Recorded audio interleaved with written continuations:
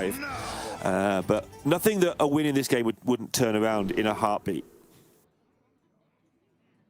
And there for Levick, one of the few things that can dissuade a man from going for all out on relics is Spectral Sight. In the leftmost position it can be when factoring quest, whereby on turn 3 or turn 2 with a coin, super smooth stage 1 quest completion, just ready to go.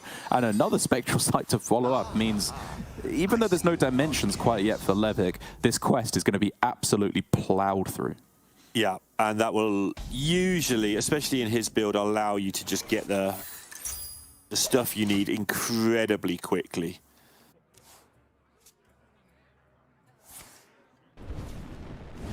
Dead Draw, just obviously nothing to do in this opener for a few turns. You just got to sit there and let the Demon Hunter go about their business. That's terrifying in its own right.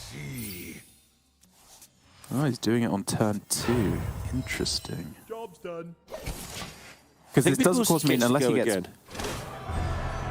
Oh, wow. But he doesn't, right? Unless he got specifically 0 mana Sigil of Alacrity, it's only 4 cards he's drawing next turn.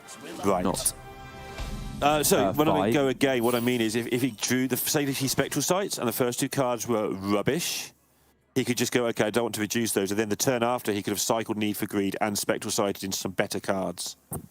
I understand. He got 2 looks at a reduction. But as it is, he ripped a Relic of Dimensions and reduced that instead.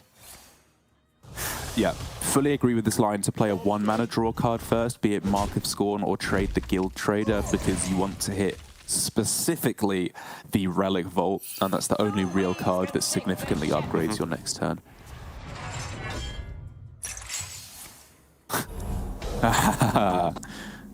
That's this game. Draw. Ooh. Ooh. Yeah. Okay. Oh, and you get to reduce their cost as well. It's disgusting. Just to play them both. Yeah, So just jam them silly. both down. Yeah. Or actually, sorry, more specifically, play the 1 mana 1, save the 0 mana 1 for whatever amount of surprise factor that affords you. Or do something else with the Relic of Extinction and then save the 1. Sure. Yeah, saving health can be relevant, dimensions. Yeah, absolutely, yeah. And it does just upgrade your Relic, because the difference between discounting by 1 and discounting by 3 and then 4 is big. Very, very big. Yeah, it's weird because after that, the difference becomes small again, but this first couple of reductions are massive. Okay. Next turn's amazing for him, and Dead Draw has very little going on here. The card is found, though, the Spicy Tech card that counters very nicely a deck that, as you said, runs 6 minions and 6 minions alone with no ability to discover more. I do agree, though, that for Dead Draw, it's not time yet. It's not like Jackpot Rogue, where you play it and then you can replay it again and again with the Stash and Tess. You play it once and then it's gone. It's a one-time effect here for the Mage. So you want to save that until either you've seen the Rustrot Viper or you suspect it's Jace time. This is an interesting turn, by the way. Levick just being very patient, trying to sort of dump some stuff out of his hand before getting his dimensions off.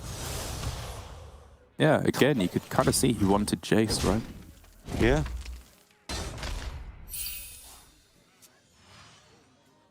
Very interesting turn.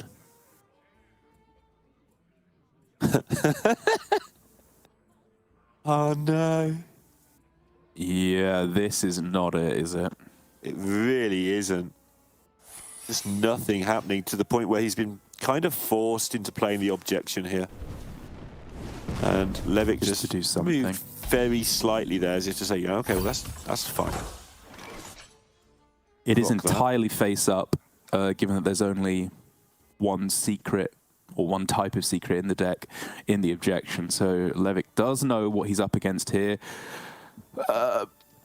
Like, could take that opportunity to just play Silvermoon Arcanist, but I don't really see what that achieves you, because the rest of the mana that you're spending on this turn, you know, it can go on Relic of Extinction, of Phantasms, which is okay to develop board, but playing Need for Greed doesn't do that much because it doesn't actually complete quest. I think you play Silver Moon and Relic and just get some stuff out your hand. This hand is just... His main problem here is dumping stuff. And what do you ever dump? You don't really want to dump the Fells. You don't really want to dump the Silver Moons. But also 2 3-mana Silver Moons.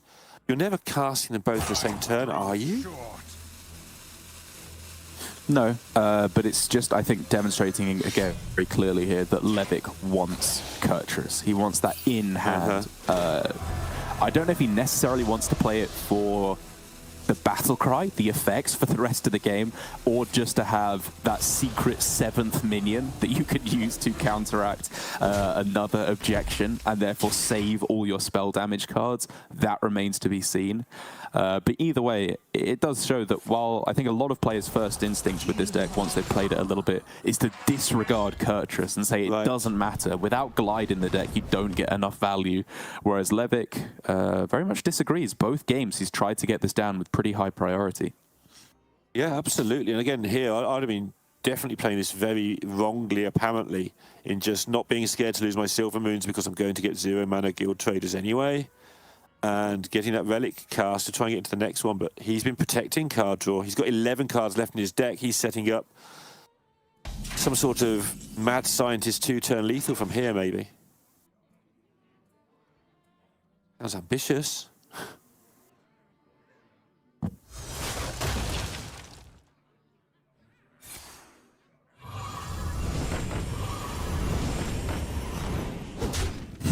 And he's playing this so slowly compared to... It really is such patience. It's fascinating. When somebody plays a deck plays the Peddler as well. Yeah. Yeah.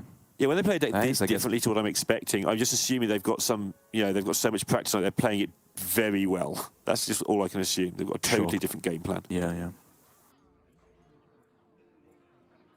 Of course, I was forgetting, again, these Tusk Piercers plus the Peddler that's in the deck, which makes it the 7-minion deck plus Kurtrus being the secret 8th minion, not 7th, which is a pretty big deal.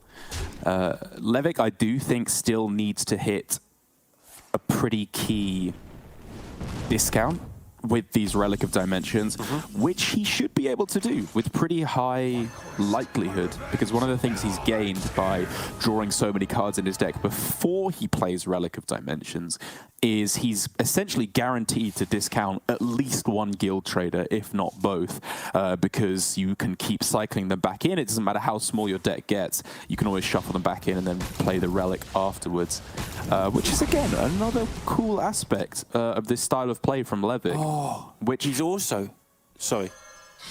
He's played it on turn 8 going into the box turn, right? Which has given sort of some box protection. Wonder if that was... oh, what, to not just die? Yeah, to not just die, because he's on 16. So the box is there's just a 7-5 chill in there that the box might actually hit if a Pyro comes out or something, maybe. Ugh. Well, it's not a great start. That's a decent middle.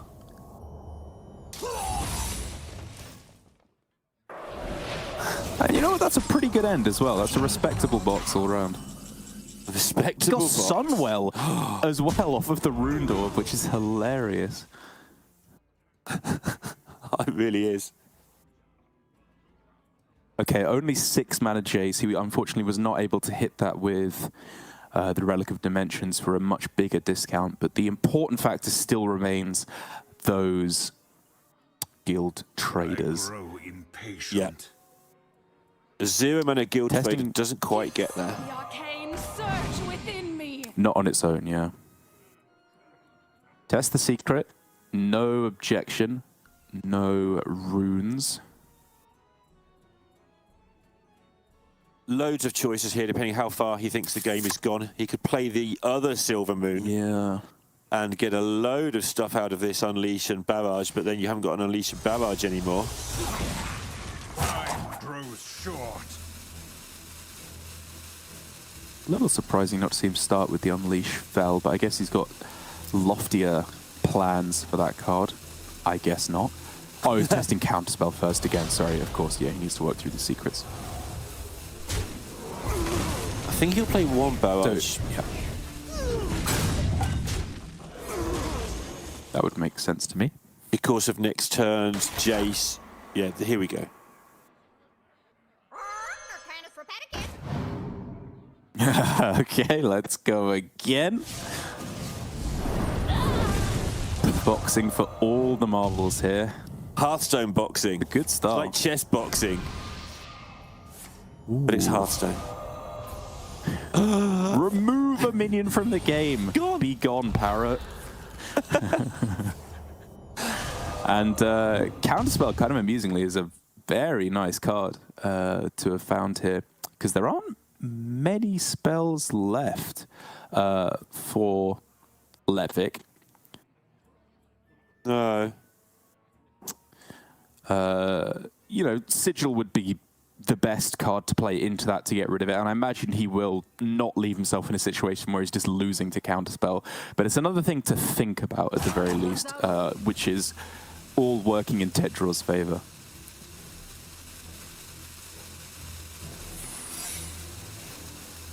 But I mean, speaking of things to think about, like Dedraw again could have been of the mindset of you go ping plus Snow Flurry to try and set up for a Mordresh or a Rune of the Archmage lethal next turn.